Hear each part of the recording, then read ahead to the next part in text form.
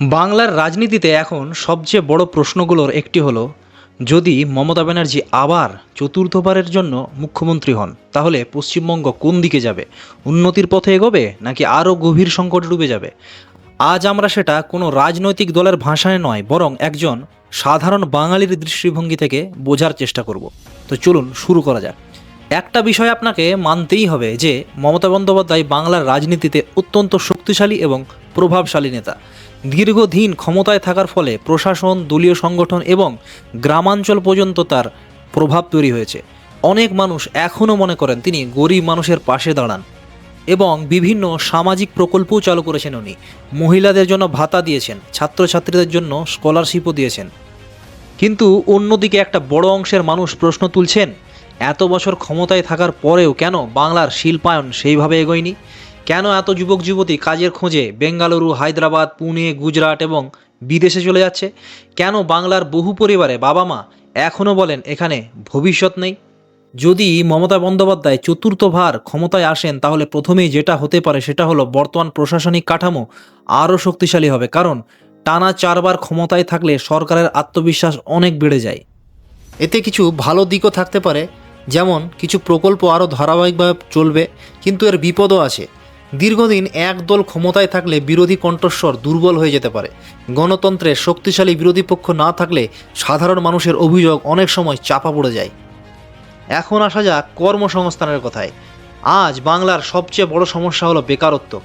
বহু মেধাবী ছাত্রছাত্রী রাজ্য ছেড়ে বাইরে চলে যাচ্ছে। আইটি, ম্যানুফ্যাকচারিং, বড় শিল্প, গবেষণা, এই ক্ষেত্রগুলিতে বাংলা এখনও দেশের অনেক রাজ্যের থেকে পিছিয়ে। যদি আগামী 5 বছরেও একই পরিস্থিতি থাকে তাহলে ব্রেন ড্রেন আরও বাড়তে পারে। বাংলার প্রতিভা বাংলার বাইরে কাজ করবে আর রাজ্য অর্থনৈতিকভাবে দুর্বল হতে পারে। আরেকটা বড় বিষয় হলো শিল্পে বিনিয়োগ। অনেক ব্যবসায়ী মনে করেন বাংলায় রাজনৈতিক সংঘর্ষ, কাটমানি সংস্কৃতি এবং প্রশাসনিক জটিলতা বা ব্যবসার পরিবেশকে কঠিন করে তোলে। যদি এই ধারণা না বদলায় তাহলে বড় কোম্পানিগুলো অন্য রাজ্যে বিনিয়োগ করতে পারে। এর প্রভাব সরাসরি পড়বে চাকরি এবং অর্থনীতির উপরে। গ্রামের দিকে তাকালে দেখা যায় বিভিন্ন সরকারি অনুদান এবং ভাতা প্রকল্পের উপর নির্ভরশীল মানুষের সংখ্যা অনেক বেড়ে গেছে। এতে দরিদ্র মানুষ কিছুটা সাহায্য পেলেও দীর্ঘমেয়াদে যদি কর্মসংস্থান না বাড়ে তাহলে মানুষ স্বনির্ভর হওয়ার বদলে সরকারি সাহায্যের উপর নির্ভরশীল হয়ে যেতে পারে। একটা রাজ্যের অর্থনীতি শুধু ভাতা দিয়ে শক্তিশালী হয় না, উৎপাদন, শিল্প, ব্যবসা এবং দক্ষ কর্মসংস্থান দরকার হয়। আইন শৃঙ্খলা নিয়েও বহু বিতর্ক রয়েছে। বিরোধীরা অভিযোগ করেন রাজনৈতিক হিংসা, দুর্নীতি এবং স্থানীয় স্তরে দলীয় প্রভাব বেড়েছে। আবার শাসক দল বলে বিরোধীরা ইচ্ছাকৃতভাবে রাজ্যকে বদনাম করে।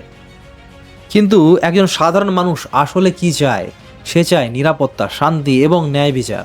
যদি মানুষ মনে করে রাজনৈতিক পরিচয় ছাড়া ন্যায় পাওয়া কঠিন, তাহলে সমাজে অবিশ্বাস বাড়ে। শিক্ষা ব্যবস্থাও বড় প্রশ্নের মুখে। শিক্ষক নিয়োগ দুর্নীতি নিয়ে যে বিতর্ক হয়েছে তা বহু তরুণের বিশ্বাস নষ্ট করেছে। একজন ছাত্র যখন ভাবে যোগ্যতা থাকলেও চাকরি পাবো তো, তখন সমাজের ভিত দুর্বল হতে শুরু করে। আগামী দিনে যদি স্বচ্ছ নিয়োগ ব্যবস্থা তৈরি না হয় তাহলে যুব সমাজের হতাশা আরও বাড়বে বলেই মনে হয়। স্বাস্থ্য ব্যবস্থার ক্ষেত্রেও উন্নতি এবং সমস্যা দুটোই আছে। কিছু সরকারি হাসপাতালের পরিকাঠামো উন্নত হয়েছে, কিন্তু এখনও বহু মানুষ ভালো চিকিৎসার জন্য অন্য রাজ্যে যান। যদি স্বাস্থ্য খাতে বড় সংস্কার না হয় তাহলে সাধারণ মানুষের ভোগান্তির মধ্যেই থাকবে। এবার সাংস্কৃতিক দিকটা ভাবুন। বাংলা একসময় শিক্ষা, সাহিত্য, সংস্কৃতি, বিজ্ঞান সব ক্ষেত্রে দেশের পথপ্রদর্শক ছিল, কিন্তু আজ অনেকেই মনে করেন বাংলা ধীরে ধীরে রাজনৈতিক সংঘর্ষের রাজ্যে পরিণত হচ্ছে।